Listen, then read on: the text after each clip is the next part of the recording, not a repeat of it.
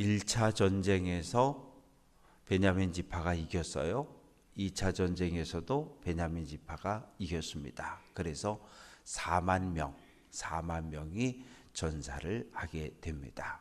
그러자 그들이 이제 다시 베델로 올라갑니다. 왜냐하면 베델에는 이미 언약궤가 와 있었어요.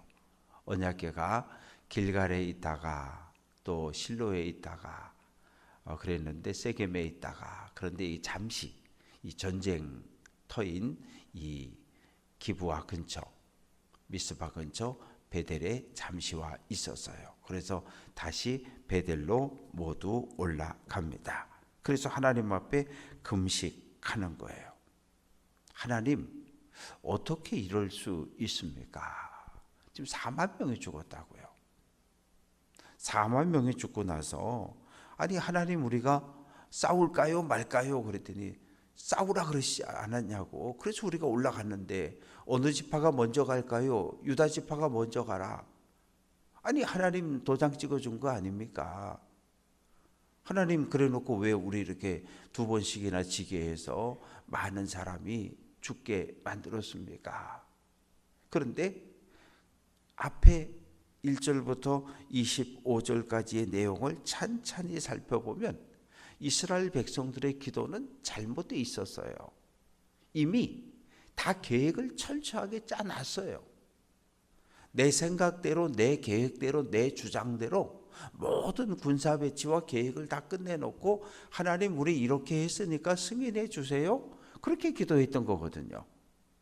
그런데 첫 번째 패하고 두 번째 패하고 나서 정신이 든 거예요. 그래서 하나님 앞에 올라가서 전사자들을 위해서 기도하고 정말 하나님의 뜻이 어디에 있는지를 진지하게 묻기 시작합니다. 금식했어요. 두 번째는 번제를 드리고 화목제를 드렸어요. 금식했다는 얘기는 생명을 걸었다는 거예요. 생명을 걸고 기도하는 거예요. 그리고 두 번째 번제를 드렸다는 건 재물을 온전히 태워 하나님께 드림으로 하나님께만 충성을 다시 한번 약속하는 거예요. 화목제를 드렸어요. 하나님과 우리 사이의 관계가 이제 회복이 되었음을 의미하는 겁니다. 왜? 사사시대의 특징은 무엇입니까? 그 시대에 왕이 없었다. 이스라엘의 왕은 하나님이신데 하나님을 왕으로 인정하지 않았던 시대가 사사시대예요. 그런데 지금 금식하고 회개함으로 하나님 앞에 관계를 회복하게 된 거예요. 우리 이스라엘의 왕이 없는 줄 알았는데 한 번 패하고 두 번 패하고 그러고 나서 회개하고 금식하며 울다 보니까 하나님이 우리의 왕이라는 사실을 이제 깨닫게 됐습니다. 그래서 27절 이스라엘 자손이 여호와께 기도했는데 그때에 하나님의 언약궤가 거기에 있었다. 베델에 임시로 와 있었다는 거예요. 그래서 베델에 가서 언약궤 앞에 하나님 앞에 기도합니다. 참 재미있는 것은 사사시대가 하나님을 이스라엘의 왕으로 인정하지 않았지만 언약궤는 언제나 이스라엘 백성들과 함께 했다는 거예요. 하나님 임재의 상징이고 하나님의 말씀을 상징하는 언약궤는 하나님을 왕으로 인정하지 않는 백성들 속에 늘 있었던 거예요. 다만 찾지 않았을 뿐이에요. 누가 모시고 있었습니까? 28절 말씀 보면 아론의 아들 엘르아살의 아들 비느하스, 아론의 손자인 비느하스가 대제사장의 직무를 공식적으로 감당하고 있었고 28절 중간에 보면 이스라엘 자손들이 여쭈기를 우리가 다시 나아가 내 형제 베냐민과 싸우리까 말리까. 사실은 이것이 첫 번째 기도였어야 해요. 처음 전쟁에 나가기 전에 하나님께 이렇게 물었어야 돼요. 하나님, 그래도 베냐민 지파 기브아에서 깡패들이 집단 성폭행을 하고 사람을 죽였는데 저 베냐민 지파 사람들이 우리가 남이냐며 저 기브아 불량배들을 깡패들을 내놓지 않는데 하나님, 그럼에도 불구하고 베냐민은 우리 형제 아닙니까? 그런데 형제와 싸우는 것이 맞습니까? 하나님은 어떻게 하면 좋아요? 첫 번째 기도를 했어야 되는데 이 기도를 이제 4만 명이 죽은 후에 이제 이 기도를 하나님께 드리고 있는 거예요. 백성들의 간절한 기도를 들으신 하나님 뭐라고 말씀하시냐 하면 올라가라. 내일은 내가 그를 기브와 성읍뿐만 아니라 베냐민 지파를 너희의 손에 넘겨주겠다. 하나님께서 승리를 약속하시는 공식은 뭐냐 하면 하나님 싸울까요 말까요? 올라가, 내가 그들을 내 손에 넘겨줄게. 이게 하나님 승리의 공식이에요. 그런데 1차전, 2차전 나갈 때는 하나님께서 이 승리의 약속을 하지 않으셨어요. 가. 유다 지파가 먼저 가기로 결정했다며 유다 지파 먼저 가. 그냥 이스라엘 백성들이 짜놓은 계획을 가지고 와서 하나님 우리가 이렇게 하려고 그러니까 꼭 이렇게 해주셔야 돼요. 우리도 기도할 때 그러고 때 쓰잖아요.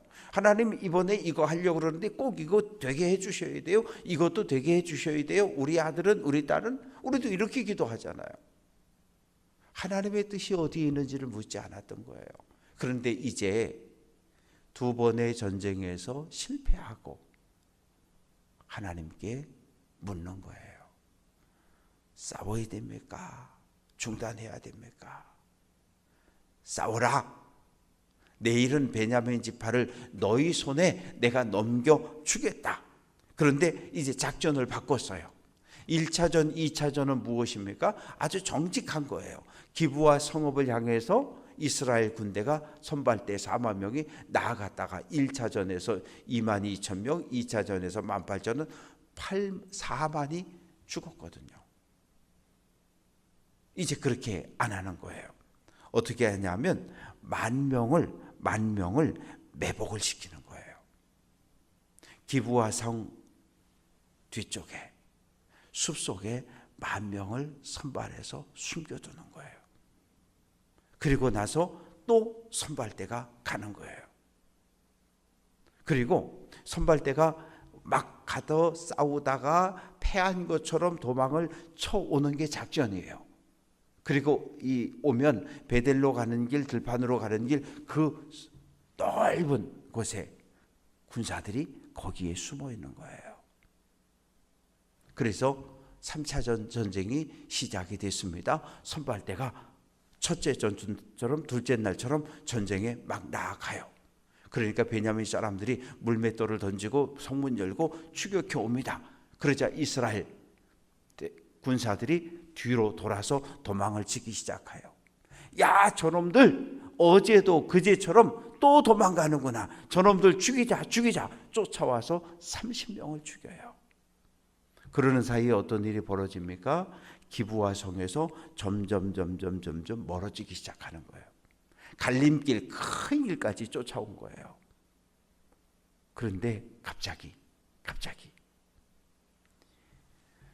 매복해 있던 10,000명의 군사들이 열린 기브와 성문을 부시고 그 기브와 성을 점령해 버리는 거예요. 사람을 죽입니다. 그리고 거기 불을 질러 버려요. 시커먼 연기가 막 오르기 시작하고 그것을 본 후 도망치던 병사들이 야, 성을 점령했다. 전원 뒤로 돌아 공격. 그리고 숲과 평지에 매복되어 있던 군사들이 동시에 일어나서 쫓아오는 베냐민 군인들과 싸우기 시작하는 거예요. 뭔가 잘못된 걸 느끼는 거죠. 그래서 뒤를 돌아다 보니까 기브와 성읍은 불을 타고 있었고 시커먼 연기가 가득했고 성으로 도망갈 수 없어요. 그래서 어디로 도망을 칩니까? 림몬 바위 쪽으로 도망을 치기 시작합니다.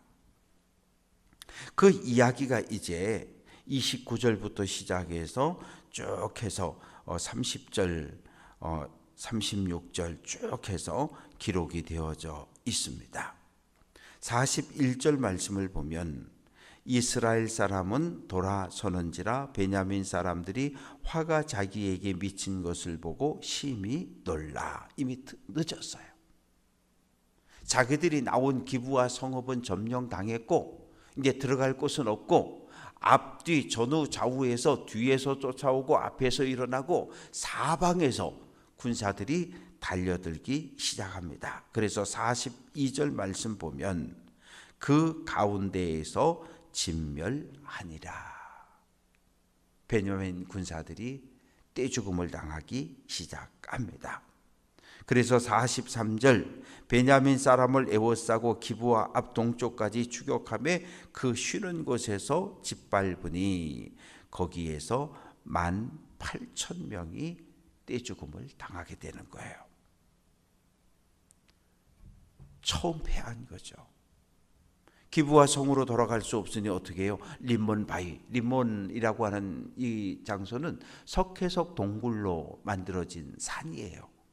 이 석회석 동굴, 자연 동굴이 많기 때문에 그 안에 쑥 들어가서 숨으면 쉽게 찾을 수가 없어요. 왜? 숨어 있는 어둠 속에 숨어 있는 사람들보다 이 들어오는 사람들이 훨씬 더 위험한 전쟁이거든요. 그래서 몇 명 살아남습니까? 600명이 살아남습니다. 45절 말씀 보면 림몬 바위로 도망가는 길에서 5,000명이 죽고 또 림몬 바위 가기 전에 기돔이라는 곳이 있는데 거기서 잠시 도망치다가 여기서 잠깐 쉬어가자 그랬는데 또 공격을 당해서 거기서 2,000명이 또 죽임을 당하게 되고 그래서 모두 25,000명이 죽임을 당하게 됩니다.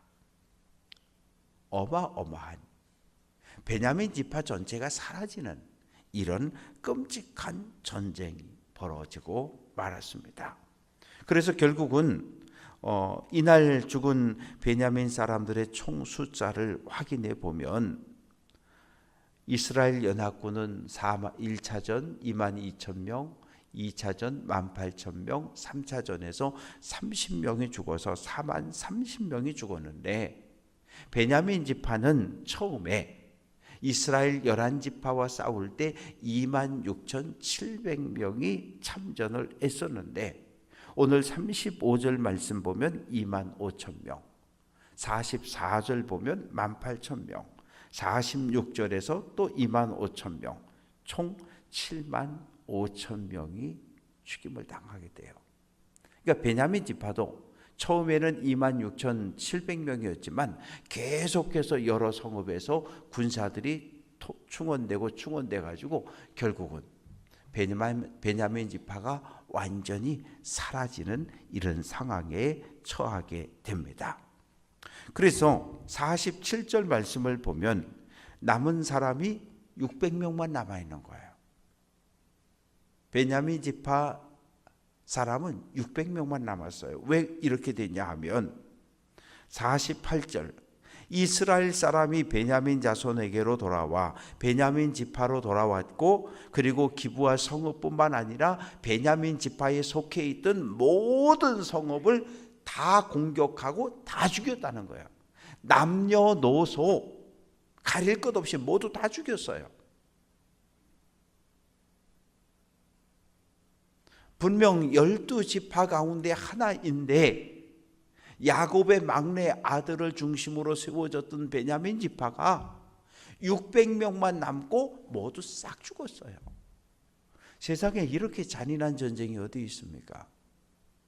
동족 상잔의 비극도 이럴 수는 없는 거예요. 이럴 수는 없는 거예요. 한 지파를 철저하게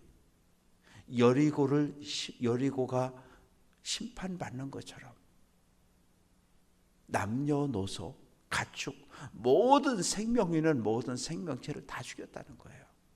이럴 수는 없어요. 동족끼리 형제끼리 이럴 수는 없는 거예요. 하나님께 묻고 그랬을까요? 아니요. 어떻게 이 나쁜 놈들 레위인의 첩을 집단 성폭행하고 죽이고 어떻게 감정적으로 분노했어요. 사실과 거짓이 섞여 있는데 그것을 분별하지 못했어요. 하나님, 레위인의 말이 사실입니까? 한 번 묻지 않았어요. 증인도 없어요. 그냥 레위인 혼자 이야기하는 거예요. 그런데 분노를 참지 못해서 1차 전쟁에 버렸다 졌고 2차 전쟁에 또 졌고 3차 전쟁에 크게 승리하고 나니까 이번 기회에 이놈들 아주 본때를 보여주자. 그래서 베냐민 지파 모든 성읍을 초토화를 시켜버립니다. 47절 베냐민 사람 600명이 돌이켜 광야로 도망하여 림몬 바위에 이르러 거기에서 넉 달 동안 지냈더라. 이제 베냐민 지파는 없어졌어요. 딱 600명만 남아있는 거예요.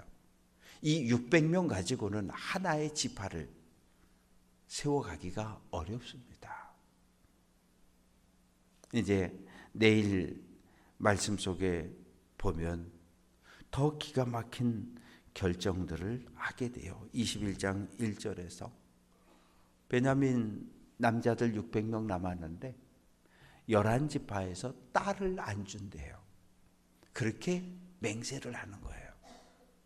그러면 어떻게 되는 거예요? 남자 600명이 그냥 림몬 동굴에서 저그들끼리 살다 그냥 하나씩 다 죽고 끝나는 거예요. 그러면 베냐민 지파라고 하는 지파 자체가 완전히 역사 속에서 사라지는 이런 일이 이스라엘 역사 속에 벌어지고 말았어요. 이방인들한테도 이렇게는 안 해요. 이방인들과 싸울 때도 이렇게 잔인하게 행동하진 않아요. 그런데 오늘 이스라엘 11지파는 베냐민 지파 형제를 향해서 아주 잔인한 보복과 학살을 진행합니다. 왜요? 처음이 잘못됐거든요. 레위인의 이야기가 사실과 거짓이 섞여 있는데 그것을 분별하지 못했어요. 거짓이 섞여 있는 것을 보지 못하니까 그 거짓이 다 진실인 줄 알고 끔찍한 결과를 맞이하게 됩니다. 우리가 하나님을 내 인생의 왕으로 섬겼다라고 하는, 모신다라고 하는 것은 크고 작은 모든 일의 결정을 내가 하는 것이 아니라 내 인생의 왕인 하나님께서 한다는 얘기예요. 그러면 물어야 되는 거예요. 큰 일이든 작은 일이든 에이 작은 건 그냥 내가 하고 큰 일만 아니요. 그렇지 않아요. 큰 일이든 작은 일이든 마치 어린아이들이 부모에게 이거 어떻게 해요? 이거 어떻게 해요? 묻는 것처럼 물어야 돼요. 그리고 내 인생의 왕이신 하나님께서, 예수님께서, 성령께서 인도하는 대로 한 날을 살아가고 하나의 일들을 결정하고 그리고 감사하고 찬양하고, 이게 성도의 믿음의 삶입니다. 오늘 한 날도 하나님 내 인생의 왕으로 우리가 인정했으니까 하나님 말씀에 순종하며 믿음의 길을 잘 달려갈 수 있는 귀한 성도들 될 수 있기를 주님의 이름으로 축원합니다.